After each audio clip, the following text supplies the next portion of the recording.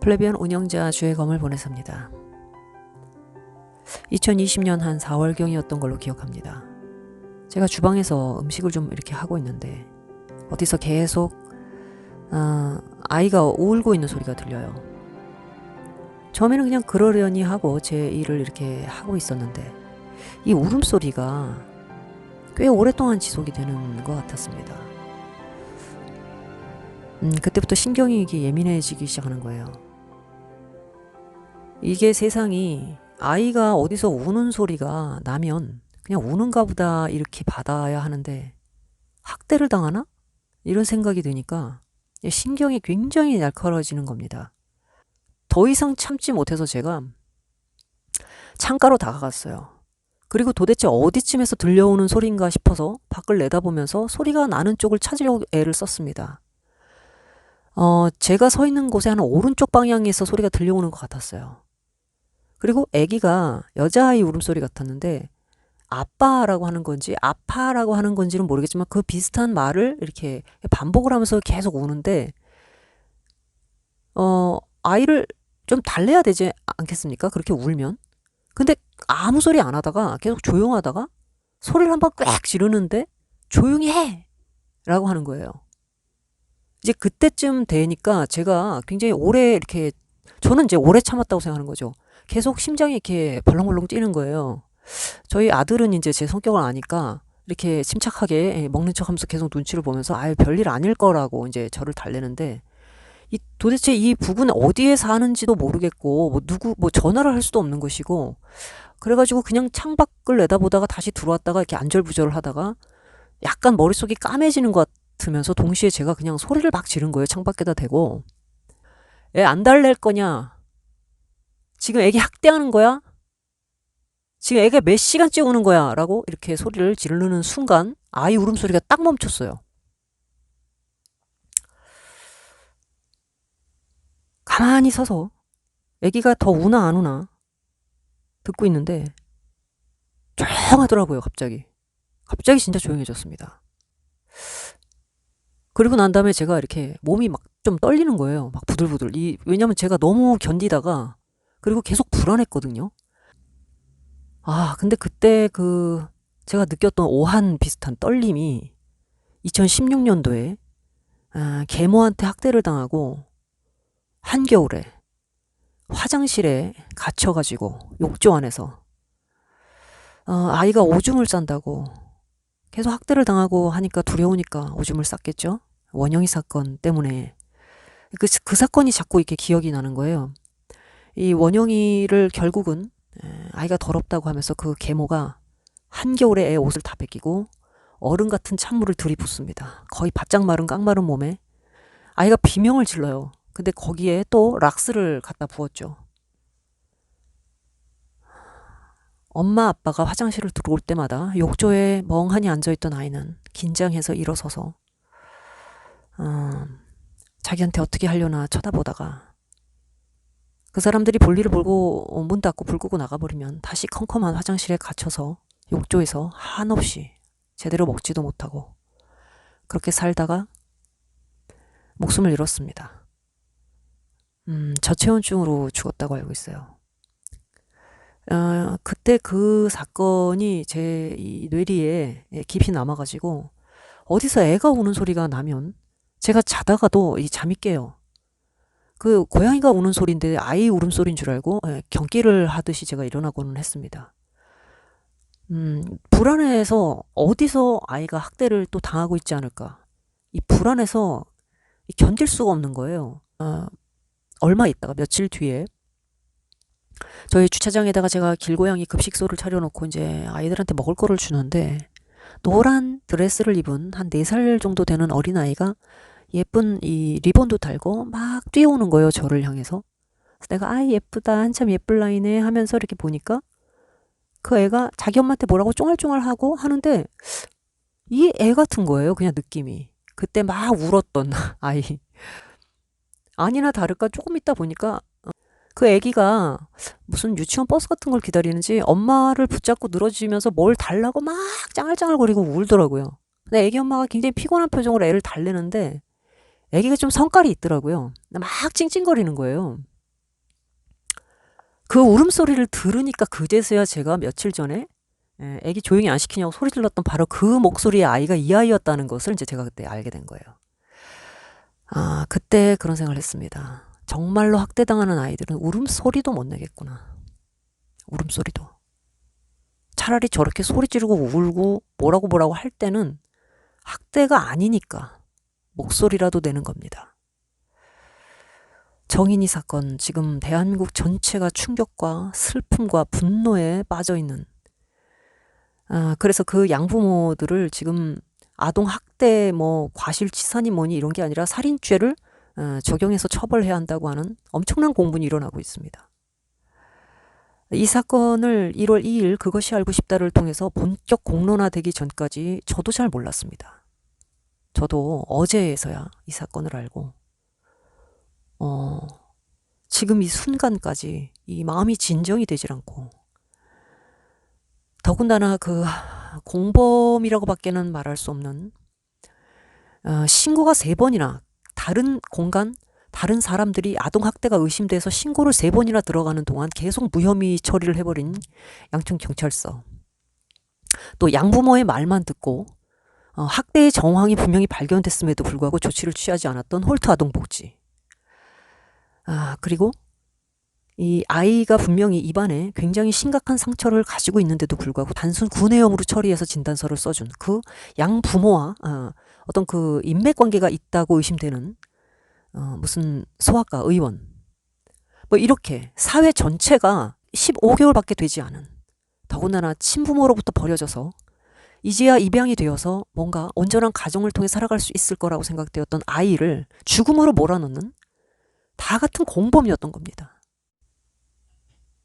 그런데 더욱 충격적인 것은, 저는 살인자들이라고 부르고 싶은데요, 이 정인이의 입양 엄마 아빠인 아빠 안성은과 엄마 장하영의 부모들이 다 목사님들이라는 겁니다. 목사님 가정의 자녀들이에요. 엄마 장하영의 아버지 장영길 목사는 포항 제자들교회 담임 목사고요. 놀랍게도 예장 합동입니다. 교회갱신협의회 소속이고요. 포항기독교협의회 회장을 맡고 있습니다. 엄마는 이 교회 부설 포항 큰 동그라미 어린이집 원장이라고 합니다. 그것이 알고 싶다를 보신 분들은 아시겠지만 방송국에서 이미 얼굴 다 확인하고 찾아가서 이 동그라미 어린이집 원장님 맞냐 이렇게 물어보니까 원장님 바뀌었다고 거짓말하던 바로 그 분입니다. 어린이집 원장을 하고 있는 양 외할머니입니다만, 어쨌든 자신의 입양된 손녀가 학대를 받고 있다라고 하는 것을 눈치채지 못하지는 않았을 거예요. 장하영 씨가 가슴 성형 수술을 받았다고 하죠. 그래서 정인이를 이 외할머니 되는 이 사모님한테 맡긴 적도 있다고 합니다. 더군다나 온몸이 검게 이렇게 멍이 들어 있어서 누가 봐도 이 아이가 지금 상태가 아주 이상하다, 심각하다 하는 것을 알 수 있었을 거예요. 그런데 이 평생을 하나님의 말씀으로 성도들을 가르쳐 온 장영길 목사님이나 그 부인 되는 사모님이 자신의 딸인 장하영 씨한테 이 부분에 대해서 전혀 책망도 하지 않고 이걸 바로 잡아주려고 애쓰지도 않았다 하는 사실을 어떻게 받아들여야 합니까? 이 사람들도 다 공범이라고 저는 봅니다. 우리 정인이가 거의 심정지 상태에서 병원에 도착을 했는데 이 장하영이가 어묵 공동 구매를 하고 있었다는 거예요. 아기는 자기가 그렇게 짓밟아서 온몸이 다 부서진 채, 의료진들은 아이를 살리겠다고 이리 뛰고 저리 뛰고 하는데 그래도 한때는 입양을 하고 싶을 정도로 예뻐했던 정인이 아닙니까? 그 어린 살을 만지고 하면서 그래도 정이라는 것도 들어있을 텐데 어떻게 사람이 그럴 수가 있나요?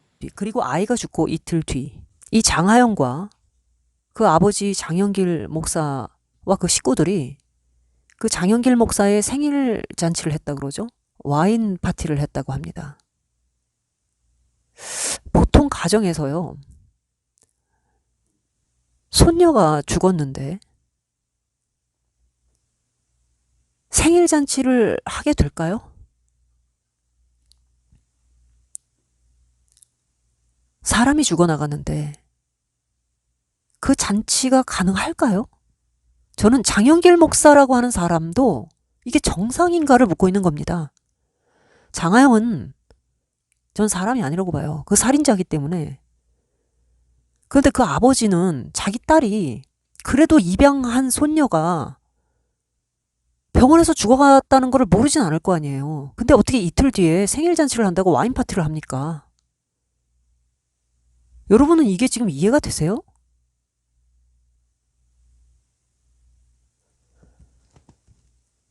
우리가 형제님, 자매님 하는 그런 교회에서 흔히 보는 그런 커플들 아닙니까? 그런 부부잖아요.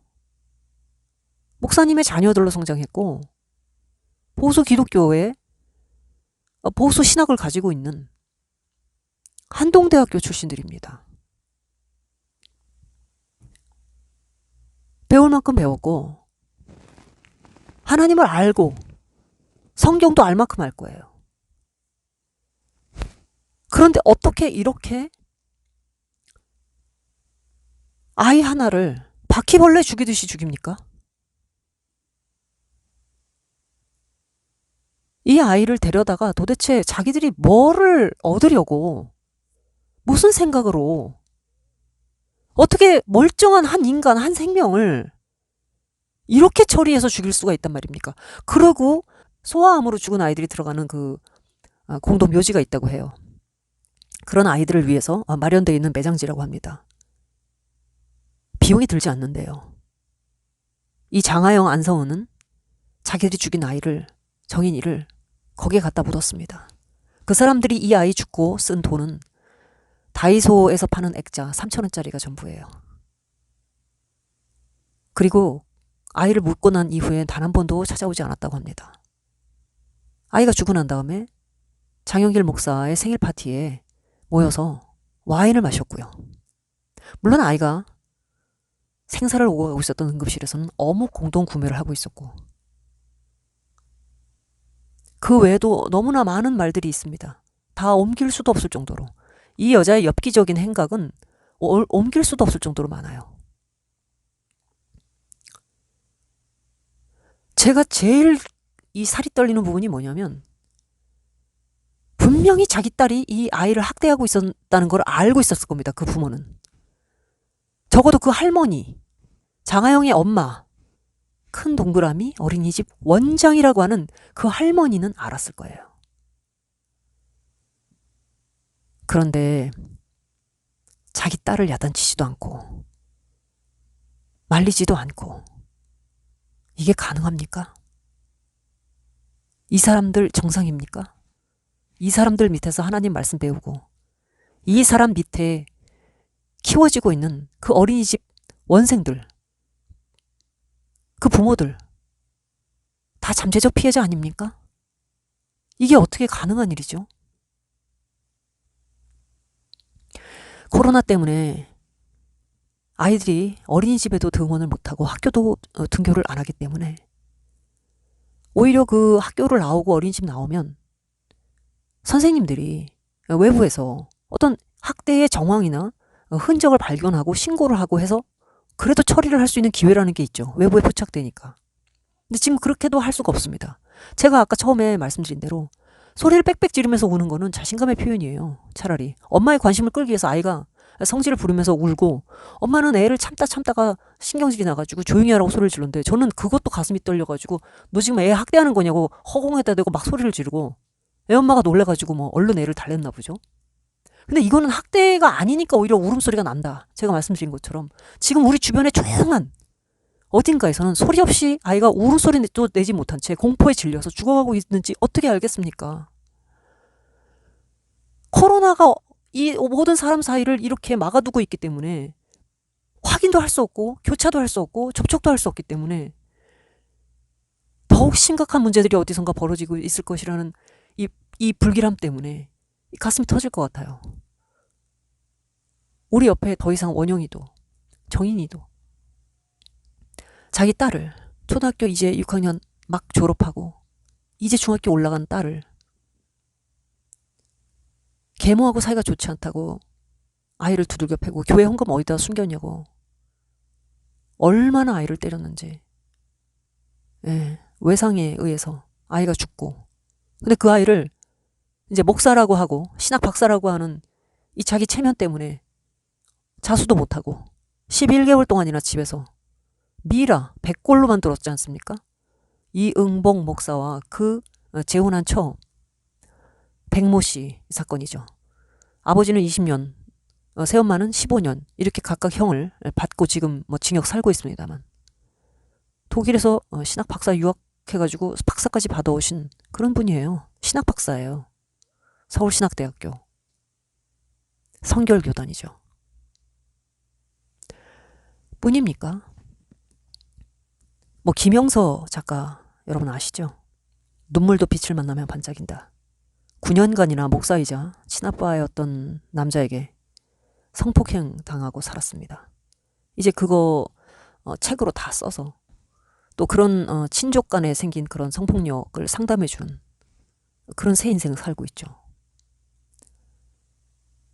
한국 기독교가, 한국 개신교가 어디까지 자멸을 하려는지 즉 가늠이 되질 않습니다. 우리 옆에 멀쩡한 목사님, 사모님, 형제, 자매 그들 중에서도 아이 하나를 입양해서 이렇게 불쌍한 아이를 입양해서 행복하게 하나님의 사랑을 보여주고 아니 하나님 사랑 보여주지 않아도 좋아요. 제발 상식적으로라도 좀 살자는 거예요. 성령으로 영으로 살지 못해도 좋아요. 보편적인 인간의 애 정도는 가지고 살아야 하는 거 아닙니까? 경찰서도 마찬가지고 아동복지하고 있는 홀트 아동복지 뭐 마찬가지예요. 다 병원도 마찬가지고. 그러나 기독교인들은 좀 달라야 하는 거 아닙니까? 다르기 싫으면 적어도 보편적인 인간성만은 좀 회복하고 갖고 살자는 거예요. 상식만이라도 좀 갖고 살자는 겁니다. 언제까지 이런 꼴을 봐야 됩니까? 어디선가 제2의 정인이가 생기는 건 아닌지 제2의 원영이가 생기는 건 아닌지 제2의 부천 백골 여중생 같은 사건이 또 벌어지는 건 아닌지 어디서 김영서 어린 김영서 작가 목사인 자기 아버지한테 온갖 폭력을 다 당하고 초등학교 6학년 때 이미 중절수술까지 하고 이런 우리 주변에 이런 끔찍한 일은 없는지 살펴야 되지 않겠습니까? 아무리 그가 목사고 사모고 교회 다니는 사람이라고 해도요. 잘못된 부분이 보이고 이상한 부분이 보이면 우리가 절대로 그 감시의 눈을 늦춰서는 안 됩니다. 아이 그래도 저 사람 목사인데 믿는 사람인데 선생님인데 뭔데 그런 확증 편향으로 빠지면 안 돼요. 너무나 안타까운 사건 다시는 이런 일 좀 안 봤으면 좋겠습니다. 여기까지 하겠습니다.